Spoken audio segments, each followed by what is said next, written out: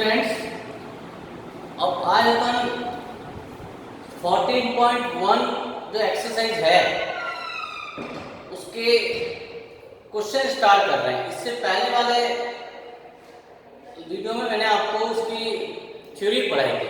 तो मेन इसके अंदर क्या है, डीआर और डीसी आपको मालूम होना चाहिए। तो एक बार मैं आपको ब्रीफली और बता देता हूँ कि किसी भी लाइन के डीसीज क्या होते हैं, किसी भी रेखा की दिक्कोजाएं क्या होती है कि वो line X axis, Y axis और जेड एक्सिस का जो एंगल बनाती है उसका जो कॉस होता है उस लाइन की डीसीज कहलाती है।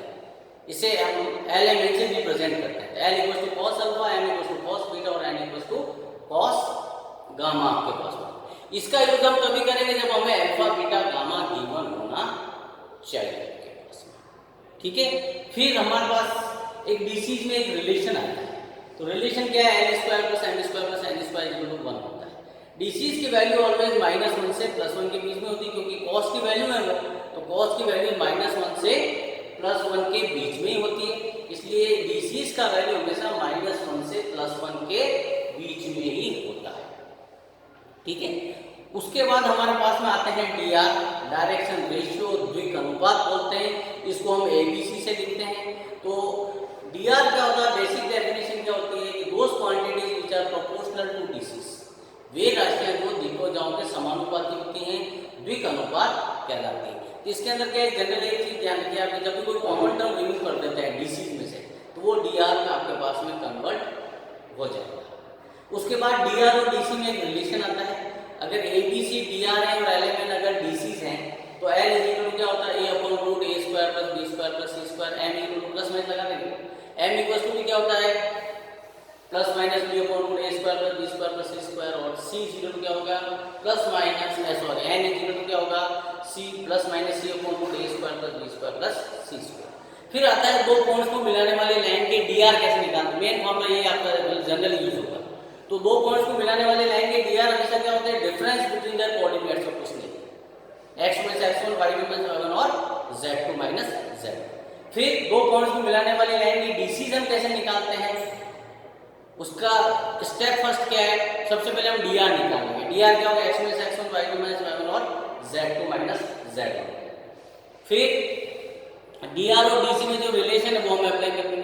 डीआर और डीसी में क्या रिलेशन है, L is equal to A upon root A square plus B square plus C square. A हमें मालूम है, एबीसी मालूम है ना, x minus x1 y2 minus y1 और z2 माइनस z1। तो क्या आ जाएगा, x2 upon root of x minus x1 whole square plus y2 minus y1 whole square plus z2 minus z1 का होल स्क्वायर। इसी टाइप से m भी वो हो जाएगा y2 minus y1 upon x minus x1 का whole square plus y2 minus y1 का whole square plus z2 minus z1 का होल स्क्वायर। इसी तरीके से n भी क्या हो जाएगा, z2 minus z1 upon root of x minus x1 का whole square plus y2 minus y1 का whole square plus z2 minus z1 का होल स्क्वायर। अब इसके ऊपर एक क्वेश्चन स्टार्ट हो रहे हैं।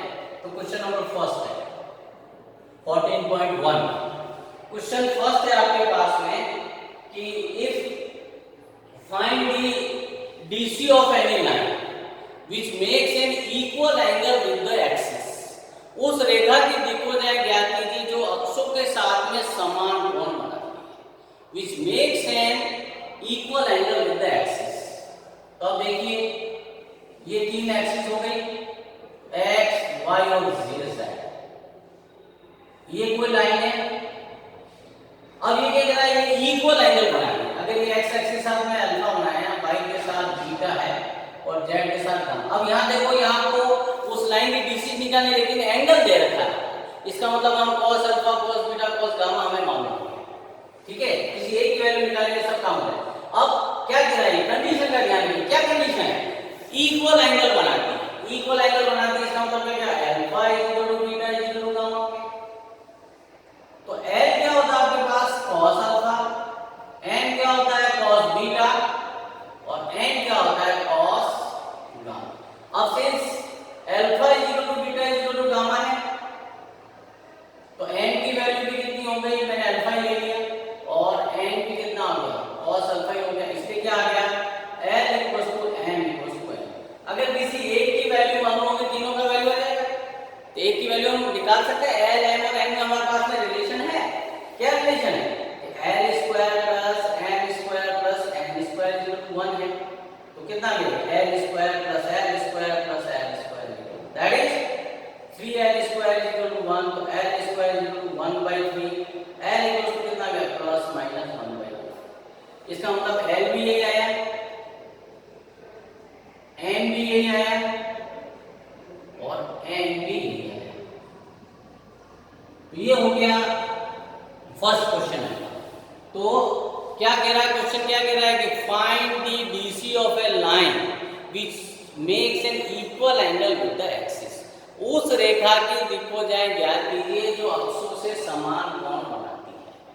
तो ये कंडीशन के अंदर इक्वल एंगल, इक्वल एंगल इसका मतलब alpha equal to beta equal to gamma. जैसे ही एंगल दिया तो डीसी आ गया, एल क्या होता है cos अल्फा cos बीटा। को हमने एज्यूम कर लिया कि x के साथ अल्फा बना रहा है, y के साथ बीटा बना रहा है, z के साथ में गामा एंगल बना रहा है। Since angle is same, equal angle, इसलिए alpha equal to beta equal to gamma हो गया। सो इसलिए क्या हो गया l equal to m equal to n हो गया। अब तीनों के बीच में रिलेशन अप्लाई करके हमने l स्क्वायर, इस ये रिलेशन अप्लाई करने से क्या हुआ, a के अननोन के अंदर इक्वेशन आ गई। तो तीनों किसमें आ गया, l माइनस l की वैल्यू आ गई, m और n दोनों आ गए। इसके बाद अब आपका जैसे है question number second. Question number second आपके पास में कह रहा है कि दो पॉइंट दे रखे हैं, दो बिंदुओं 4, 2, 3 और 4, 5, 7 को मिलाने वाली लाइन की दिक्भुजाएं ज्ञात कीजिए। Find the DC of line joining these two points. दो पॉइंट्स कौन से दिए आपको, 4, 2, 3, 4, 2, 3 है और Q आपके पास में दिया है, Q है आपके पास में 4, 5, 7, 4, 5 और 7। इसकी क्या निकालना है आपको, dr निकालना है, द्विक अनुपात निकालना है, डायरेक्शन रेशियो निकालना है, नहीं डीसी निकालना है। You have to find the DC, दिक्भुजाएं ज्ञात करना। तो मैंने आपको मेथड बताया, दो पॉइंट्स को मिलाने वाली लाइन की डीसी हम कैसे निकालते हैं। सबसे पहले हम उसके अंदर क्या कर लेते हैं, dr निकाल लेते हैं। सबसे पहले क्या फाइंड आउट कर लेते हैं, dr, फिर dr और dc का रिलेशन अप्लाई करते हैं। इसके dr क्या होगा, द्विक अनुपात क्या होगा, a इक्वल टू दो पॉइंट्स को मिलाने वाली लाइन के dr से क्या होता है, x2 - x1, b क्या गया y2 - y1 और c क्या गया z2 - z। a कितना आ गया 4 - 4, b कितना है 5 - 4, c कितना है 7 - 4। तो a की वैल्यू 0 हो गई, b की वैल्यू 3 हो गई, c की वैल्यू 4। अब डीसी निकालना है अपने को, तो दो पॉइंट्स को मिलाने वाले की डीसी निकालना है। मैंने मेथड लिखा है आपको। स्टेप फर्स्ट क्या थी, फर्स्ट फाइंड dr, ये dr निकाल लिए। उसके बाद स्टेप 2 क्या था उसके अंदर, दिस इज स्टेप 1। स्टेप 2 क्या था, then apply the relation between dr and dc। dr और dc में संबंध आपको अप्लाई करना है।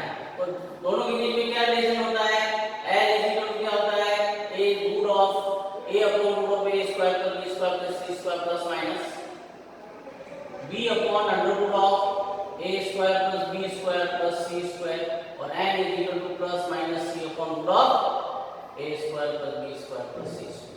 तो l का वैल्यू कितना आ गया 0 अपॉन 0 प्लस 9 प्लस 16, n कितना आ गया 3 upon under root of 0 plus 9 plus 16 और n भी कितना आ गया, प्लस माइनस अप्लाई कर दो, कोई दिक्कत नहीं, या तो लिखी नहीं कोई दिक्कत नहीं। 0 प्लस 9 प्लस 16, तो l का वैल्यू कितना आ गया 0, n कितना आ गया 3/5 हो गया और n भी कितना आ गया 4/5। तो ये हो गया दो लाइंस की, दो पॉइंट्स p और q को मिलाने वाली लाइन की डीसी भी हमने फाइंड आउट किया। अब इसके बाद है क्वेश्चन नंबर 3 आपका। ये बेसिक है, आपको आना चाहिए, ये नहीं आएंगे तो आगे dr dc का आना ही चाहिए। 3 डायमेंशन में है तो है वो dr dc है, कुछ नहीं है। क्वेश्चन नंबर 3 है आपके पास में। क्वेश्चन 3 जो यदि एक रेखा के द्विक अनुपात 2 - 1 - 2 है तो इसकी दिक्भुजाएं ज्ञात कीजिए। If dr of any line are 2 - 1 and -2, then find क्या फाइंड करना है, dc। तो उसकी dc फाइंड आउट करनी है। इसका मतलब क्या देगा, abc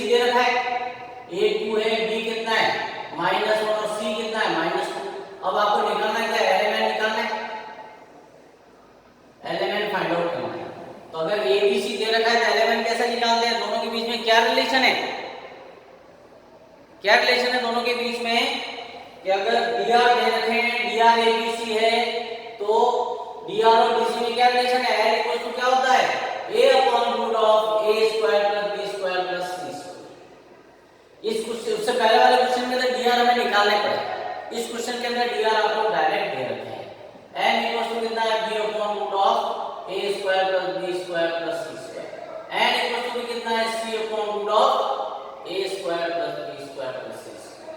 l इक्वल टू कितना आ गया 2 अपॉन प्लस में अप्लाई करते हैं ना, कोई दिक्कत नहीं, 4 प्लस 1 प्लस 4। n कितना आया -1 upon root of 4 plus 1 plus 4, और n भी कितना आया -2 upon root of 4 plus 1 plus 4। That is l की वैल्यू हो गई 2/3, n का वैल्यू हो गया -1/3 और n का वैल्यू हो गया -2/3। ये आपके पास में क्या आ गया डिसीजन। अब है क्वेश्चन नंबर 4 का। क्वेश्चन 4 कह रहा है, चार ही क्वेश्चन है इसके अंदर कि एक, अब यहां पर क्या है, चाहे लाइन कहो चाहे वेक्टर को, एक ही बात है। अब यहां आपको एक चीज ये ध्यान में रखना है, एक स्पेशल नोट है कि डीसी से जो भी वेक्टर मिलेगा वो हमेशा यूनिट वेक्टर होगा, एन कैप होगा हमेशा ध्यान रखना। डीसी से जो भी वेक्टर होगा वो हमेशा कौन सा होगा, एन कैप होगा। क्यों?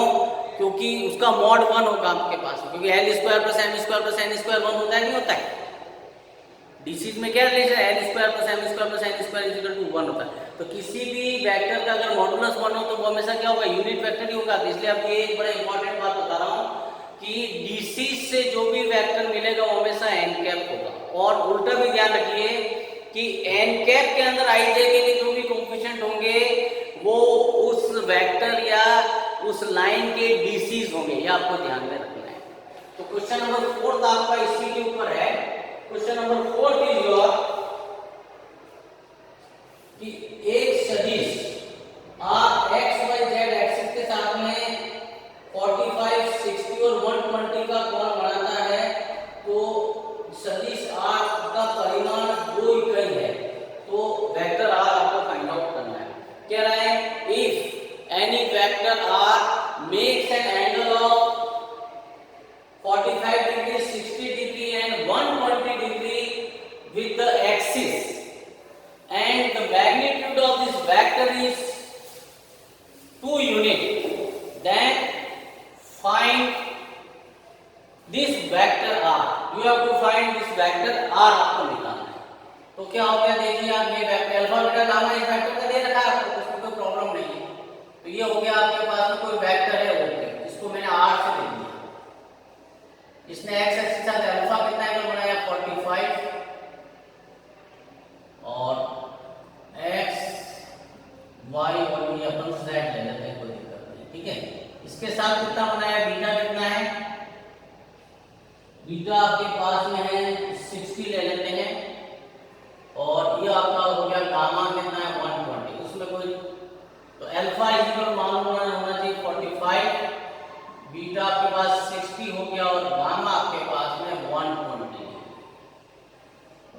इसका मतलब इस वेक्टर की क्या आ गई, इस वेक्टर आर और इस लाइन और लाइन ओपी की डीसीज क्या हो गया आपके पास, एल इक्वल टू कितना आ गया cos 45, एल इक्वल टू कितना हो गया cos 60। जैसे ही कोई लाइन या कोई वेक्टर एक्सिस के साथ कोई एंगल बनाता है और उसकी एंगल की वैल्यूज अगर आपके पास में गिवन है, इट मींस उस लाइन या उस वेक्टर के डीसीज आपके पास में आ जाएंगे। So the DCs of this vector or this line is cos 45, cos 60 and cos 120. तो L हो गया 1/√2, M हो गया 1/2 और N कितना हो गया cos 120 का वैल्यू आपको फाइंड आउट होना चाहिए। cos 120 कैसे निकालते हैं, बोला 180 minus 60, this is second quadrant, this is minus cos 60, that is minus 1/2। N हो गया आपके पास में माइनस। अब इससे ये वेक्टर आ जाएगा कौन सा, एक यूनिट वेक्टर मिलेगा, हमेशा ध्यान रखना। एन क्या लिख सकते हो, L I plus M J plus N. 2i plus 1/2j minus 1/2k cap. अब आपको एक्चुअली में ये वेक्टर आर निकालना है, इसका मैग्नीट्यूड आपको दे रखा है। तो मैंने आपको वेक्टर में जब पढ़ाया था तो मैंने आपको कहा था कि यदि इफ किसी भी वेक्टर की अगर आपको मैग्नीट्यूड दे रखा है, if magnitude of any vector is given, और वो वेक्टर अगर आपको फाइंड आउट करना है तो क्या करना है, इस मैग्नीट्यूड को उसके यूनिट वेक्टर से मल्टीपल करना होगा। सो दिस वेक्टर आर कितना होगा, mod of R into N cap. तो आर वेक्टर हो गया, ये कितना है 2, और ये कितना आपके पास में 1/2i 1/2j माइनस 1/2k। ये आर इज इक्वल टू कितना आ गया 2/√2i 2/2j माइनस 2/2k।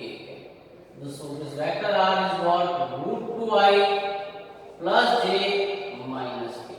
अच्छा क्वेश्चन ये थोड़ा सा बस एक कॉन्सेप्ट ध्यान में रखना है, वेक्टर का भी कॉन्सेप्ट काम में आ रहा है, और